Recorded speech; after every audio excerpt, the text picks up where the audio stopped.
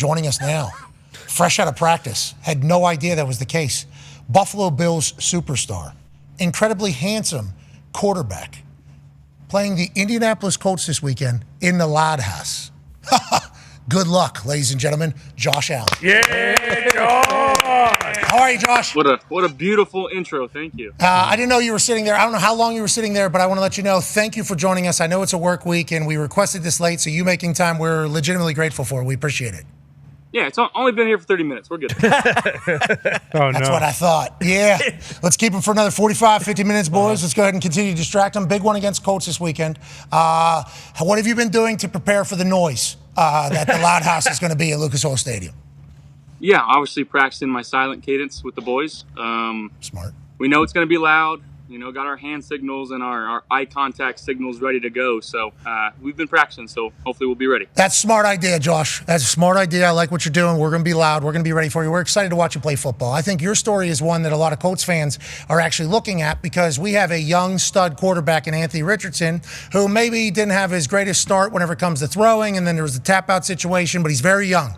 And there isn't, a give up on him, but there's a lot of conversation about can he become a great quarterback in this league. A lot of people compare how you started and where you are now to his story and what he could become with how big and athletic he is. For you, I'd like to say, this year you're having your best year, by the way. Congratulations. Hell yeah. By far.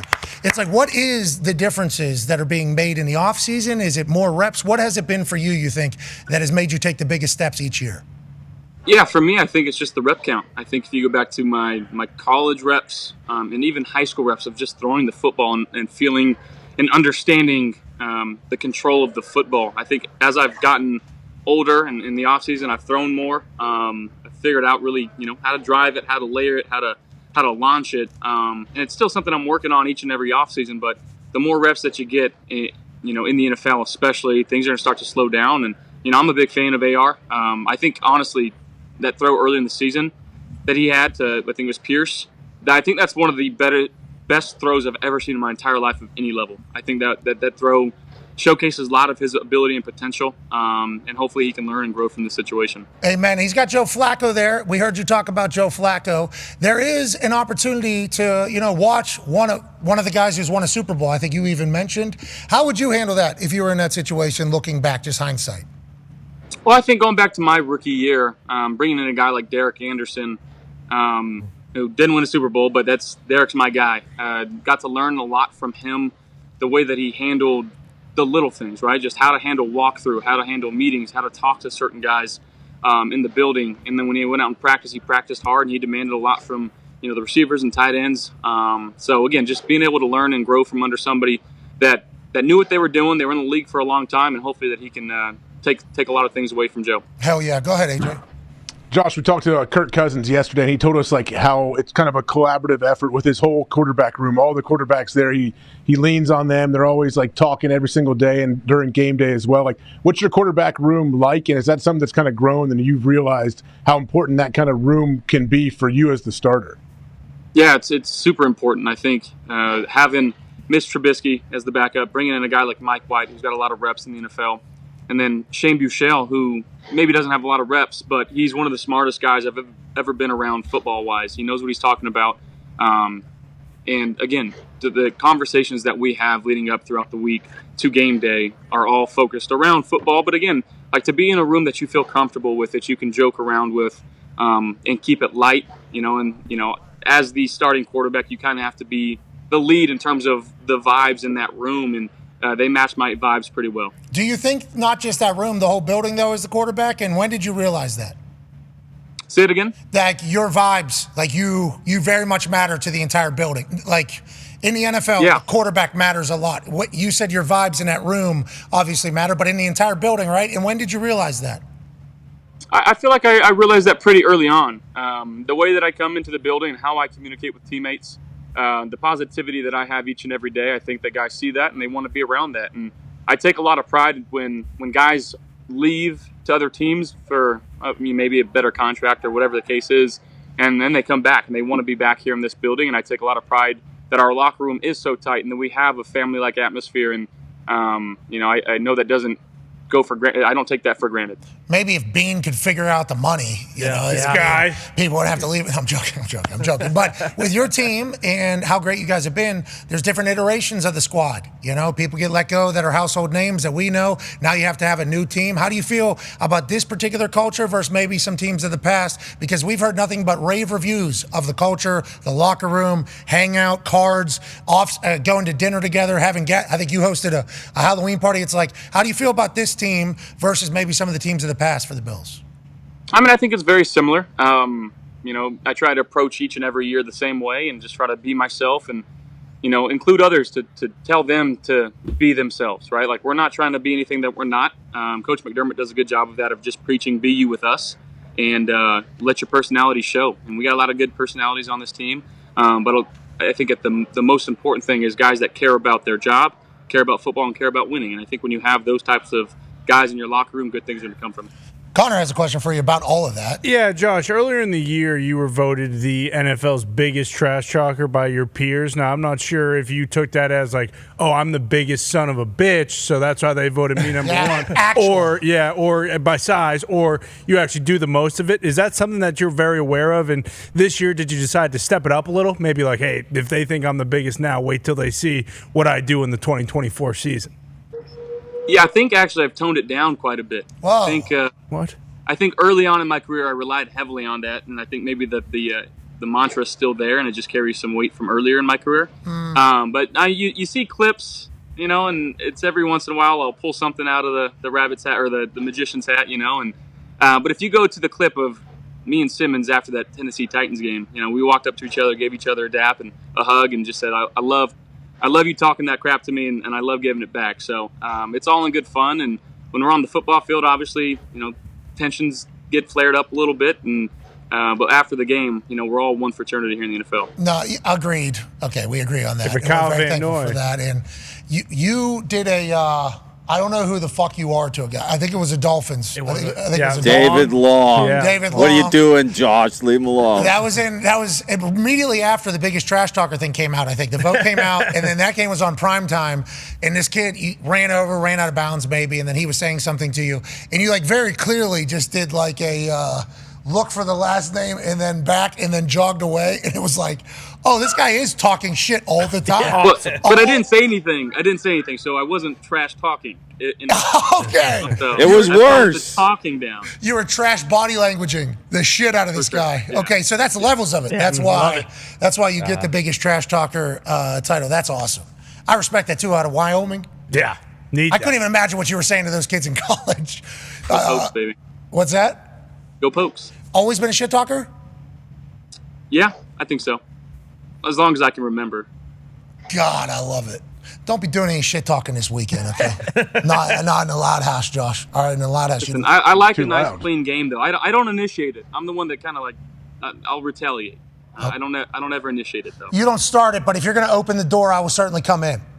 Yes, absolutely. That's how I used to feel on Twitter. Sure. I'm not going to start anything, but if you start talking shit to me, I am going to come back. Now you can't do it because then you're activating followers to bury people, and then you find out how good people on the internet are talking shit. And they are. And all of a sudden an account is deleted, and now you feel bad. Yeah, sure. They know your address and where you were last week, and I'm just messing.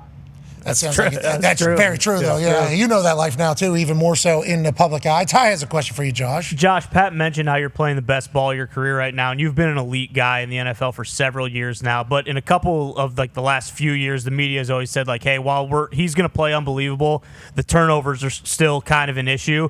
And then we talked to Brandon Beane, and he basically said, hey, listen, we want Josh to beat Josh. We want him to play exactly how he does. But your turnovers have gone way down this year. Has there been anything consciously that you've done to maybe be a little bit more careful with the ball, or is that just you kind of maturing and understanding the offense more? Yeah, maturing and understanding the offense is number one. Making a conscious effort not to not throw interceptions, but to make good decisions with the football and where I'm throwing it. And honestly, I've thrown a couple and they've just dropped them. So I understand that piece too, that sometimes it goes your way, and it's gone our way a couple times. Are we still thinking about running people over when we have to? That whole thing, are we getting too old now? We getting too old? Depending on the week, I think body feels good enough to do it this week, if need be.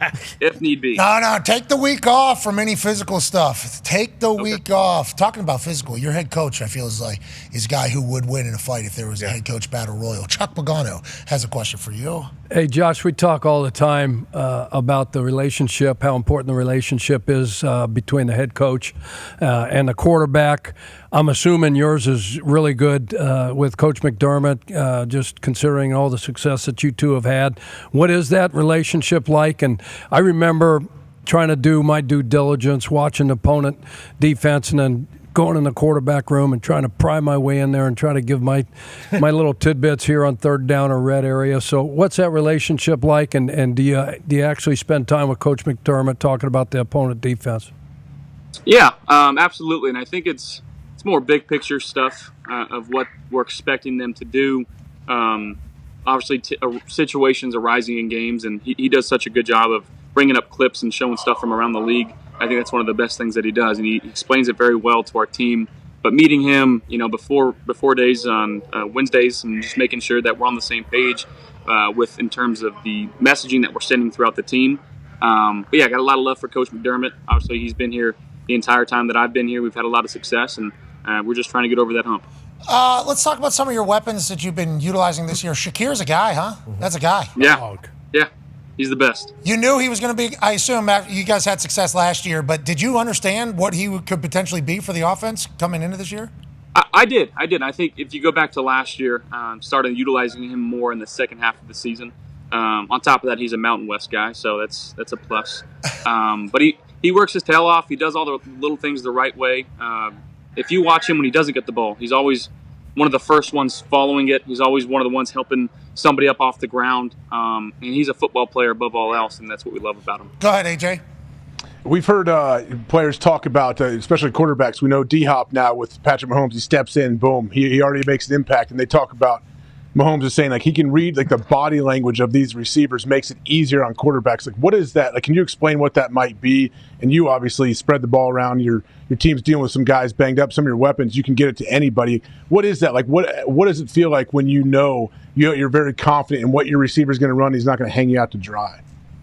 Yeah, I mean it's a beautiful feeling, and again, sometimes it takes longer for you to get on page with certain guys. Sometimes it clicks right away, and typically when you get veterans like a D-Hop or like an Amari Cooper here, you don't need as much time because they understand the ins and outs of the game and their position, and they've worked so hard at it. So, when Hop came here, obviously week one got the touchdown. I think 4 for 60 is what he went, and that was on 3 days of practice. And we're hoping to get him back here sometime soon, and maybe it's this week. But when you're on the same page as your weapons, you don't really need to see where they're at. You can trust where they're going to be, and it's a good feeling.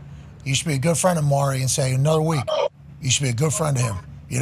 Got to earn up his trust. Say, you should be 110%. Rest up before you come back.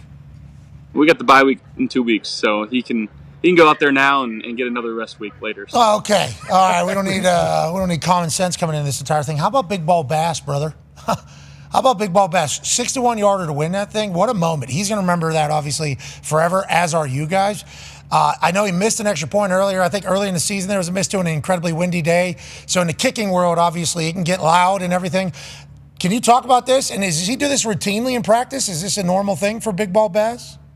Yeah, I mean, he's a big leg, that's for sure. I got emotional after the game when that happened. I'm not gonna lie. He's been battling obviously this season and in his own head and everybody, all the outside noise, but just making sure we're going up to him as a team and just saying, hey, we love you, we trust you, and to go out there and I think it's the longest in Bill's history, 61 yards.